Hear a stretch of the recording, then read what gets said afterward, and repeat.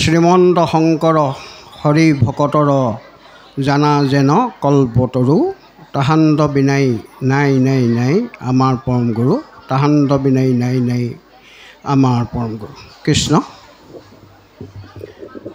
পৰম ভক্তিভাজন শ্ৰীমন্ত শংকৰদেৱ সংঘ শিৱসাগৰ জিলা শাখাৰ অন্তৰ্গত সাৰংগপানী আঞ্চলিক শাখাৰ এই শিশু যুৱ আই মাতৃ সমাৰোহৰ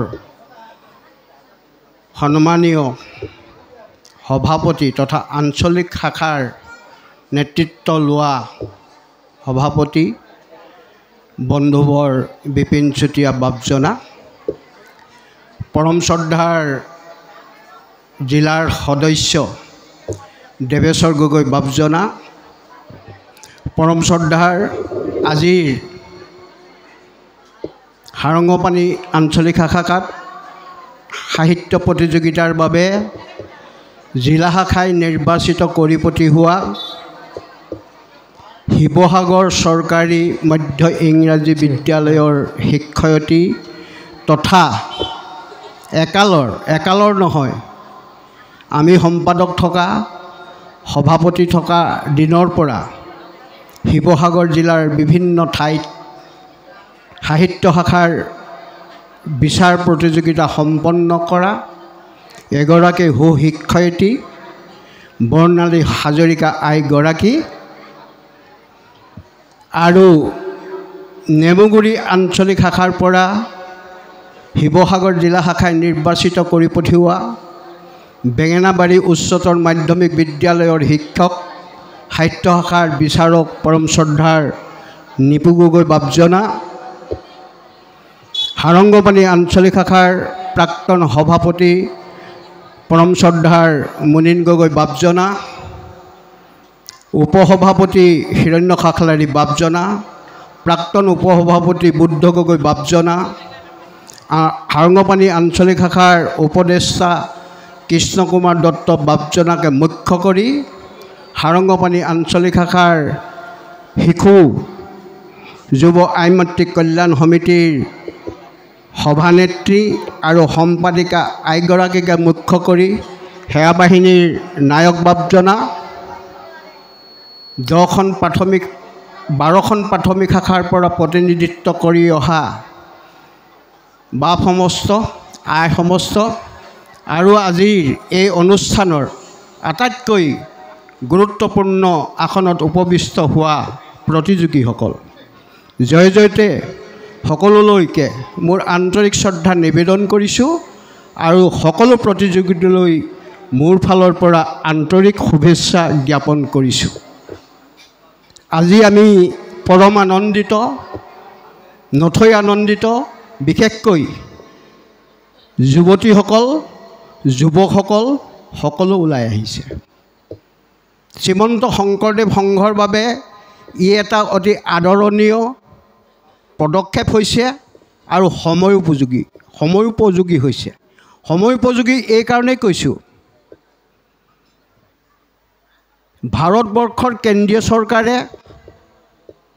2020 চনত যি নতুন ৰাষ্ট্ৰীয় শিক্ষানীতি গ্ৰহণ কৰিলে, এই শিক্ষানীতিৰ সম্পৰ্কত বহুতে জানে বহু কথা, বহুতৰ হয়তো এতিয়াও অজ্ঞাত হৈ আছে।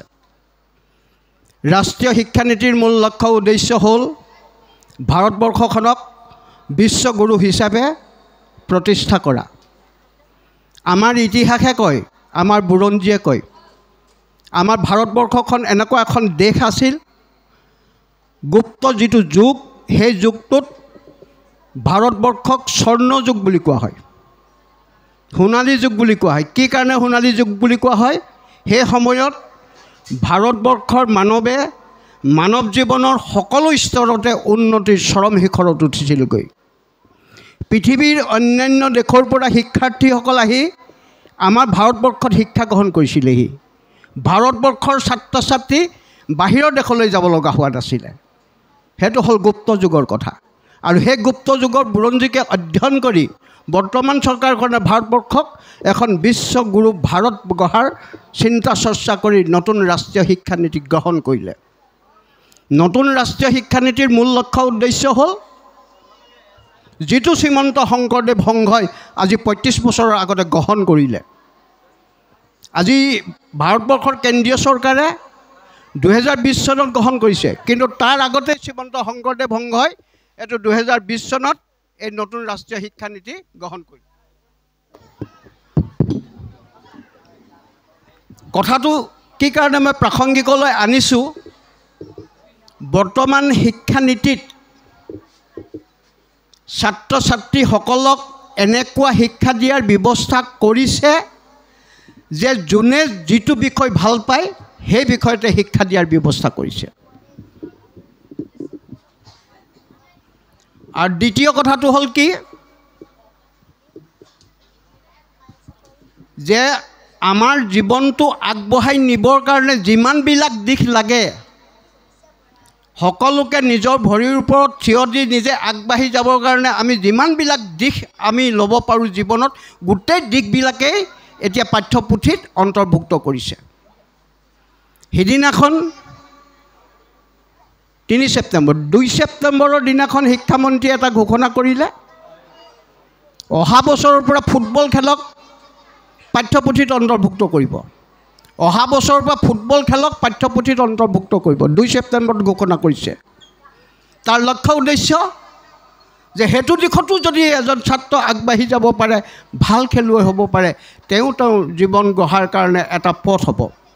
তদনুৰূপ এজন যদি ভাল আবৃত্তিকাৰক হ'ব পাৰে, এজন যদি ভাল নৃত্য বিশাৰদ হ'ব পাৰে, এজন যদি ভাল সংগীত বিশাৰদ হ'ব পাৰে, এজন যদি ভাল তাৰ্কিক হ'ব পাৰে, সকলোবিলাককে এই শিক্ষানীতিত অন্তৰ্ভুক্ত দি সেইসকলৰ জীৱন সংস্থাপনৰ এটা পথ বৰ্তমান চৰকাৰে গ্ৰহণ কৰিছে।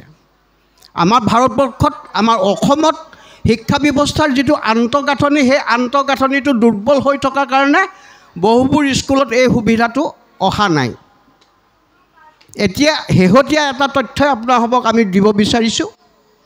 আমাৰ যিখন দুপনি উচ্চ মাধ্যমিক বিদ্যালয়, তাত 2জন টেকনিকেলৰ শিক্ষক নিযুক্তি দিলে, কিন্তু আমাৰ বিদ্যালয়খনৰ আন্তঃগাঁথনিৰ সেই বিষয়বিলাক একো নাই। কিন্তু অলৰেডি চৰকাৰে সেইটো বিষয়ত নিযুক্তি দিলেই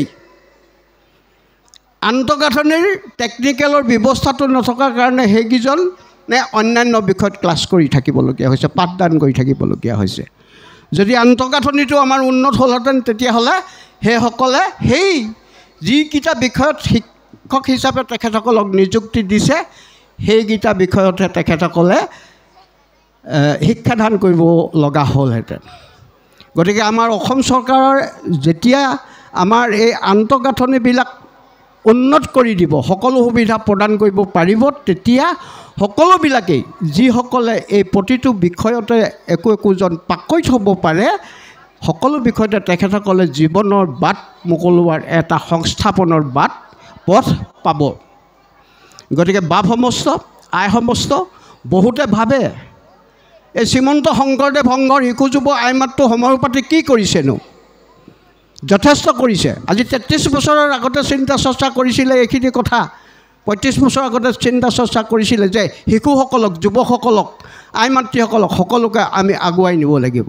যিসকলে ইতিমধ্যে আগবাঢ়ি গ'ল, এই বিষয়ত লাগি থাকি আগবাঢ়ি গ'ল, সেইসকলে ইতিমধ্যে বহু বিষয়ত নিযুক্তিও পাইছে। নিযুক্তি বুজি পাইছে নহয়, কৰ্মসংস্থাপনৰ বাবে তেখেতসকলে এপইণ্টমেণ্ট পাইছে, এপইণ্টমেণ্ট বুলি কৈছোঁ। গতিকে শিক্ষাটো আগবঢ়াই নিয়াৰ লগে লগে এই আনুষংগিক বিষয়বিলাক আগবঢ়াই যদি লৈ যাব পাৰা, তেতিয়াহ'লে তোমালোকৰ জীৱনৰ পথটো এটা সুন্দৰ হ'ব, মচ্ছিন্ন হ'ব। কিন্তু এইটো কথা সদায় মনত ৰাখিব লাগিব, শিক্ষাটো যাতে কেতিয়াও আধৰুৱা হৈ নাথাকে, ইয়াক সম্পূৰ্ণ কৰিবই লাগিব। নৃত্য শিকিছা, শ্ৰীমন্ত শংকৰদেৱ সংঘৰ নৃত্য শিকিছা, নৃত্য বিশাৰদটো হ'ব পাৰিব লাগিব। সংগীত শিকিছা, বৰগীত শিকিছা, বৰগীতৰ বিশাৰদ হ'ব পাৰিব লাগিব, তেতিয়াহে বিশ্ববিদ্যালয়ত পঢ়াৰ সুবিধাটো লাভ কৰিব পাৰিবা। যদি এনে আধৰুৱাকৈ অকণমান শিকি থৈ দিয়া, ভাল ঢোল বজাব পাৰিলে, ভাল খোল বজাব পাৰিলে, ভাল হাৰমনিয়াম বজাব পাৰিলে, সকলোবিলাক মই কৈছোঁ নহয়, মানৱ জীৱনৰ কাৰণে লগা সকলোবিলাক বিষয়তে বৰ্তমান চৰকাৰখনে গুৰুত্ব দিছে। কিন্তু আজি আমাৰ শ্ৰীমন্ত শংকৰদেৱ সংঘই বহু বছৰ আগতেই জন্ম দিলে, এইবিলাক চিন্তা চৰ্চা কৰিছে। গতিকে প্ৰভু সমস্ত, আই সমস্ত, বিশেষকৈ অভিভাৱিকাসকলক আমি কৈছোঁ যে সন্তানসকলক কেতিয়াও এইবিলাকৰ ক্ষেত্ৰত আপোনাৰভাৱে বাধা প্ৰয়োগ নকৰিব। যিমান পাৰে আগুৱাই দিবৰ কাৰণে আপোনাৰভাৱে যত্ন কৰক। আৰু এইটো কথা সদায় মনত ৰাখিব যাতে শিক্ষাটো কেতিয়াও আধৰুৱা নহয়, সম্পূৰ্ণ কৰিবই লাগিব। যি বিষয়ে নহওক সম্পূৰ্ণ কৰিলেহে সকলোৰে সুবিধাটো হ'ব। গতিকে আজি আমাৰ শ্ৰীমন্ত শংকৰদেৱ সংঘই আমাক দি থৈ যোৱা এই মহান সম্পদ বুলি আমি ঘোষণা কৰিব বিচাৰিছোঁ। কাৰণ এইবিলাকৰ জৰিয়তে আমাৰ উঠি অহা প্ৰজন্মক আমি সুশিক্ষাৰে শিক্ষিত কৰি তেখেতসকলৰ জীৱন গঢ়াৰ এটা সুন্দৰ পথ মচ্ছিন্ন কৰি দিব পৰাৰ ব্যৱস্থা কৰি থৈ গৈছে। এই আপাহতে যিসকলে জন্ম দিছিলে, চিন্তা চৰ্চা কৰিছিলে, সেইসকলক আমি অতি শ্ৰদ্ধাৰে ভক্তিৰে সোঁৱৰিছোঁ। গতিকে প্ৰভু সমস্ত, আই সমস্ত, বৰ্তমান অতি সময়োপযোগী হৈছে। আৰু এই কথাবিলাক হয়তো বহু ছাত্ৰ ছাত্ৰীয়ে বুজি পাই হয়তো আজি ইমান উপস্থিত হৈছে চাগে। গতিকে লাগি থাকিলে কেতিয়াও মাগি নাখায়, সদায় মনত ৰাখিবা। লাগি থাকিলে কেতিয়াও মাগি নাখায়, লাগি থাকিলে জীৱনত সফলতা লাভ কৰিব পাৰিবাই।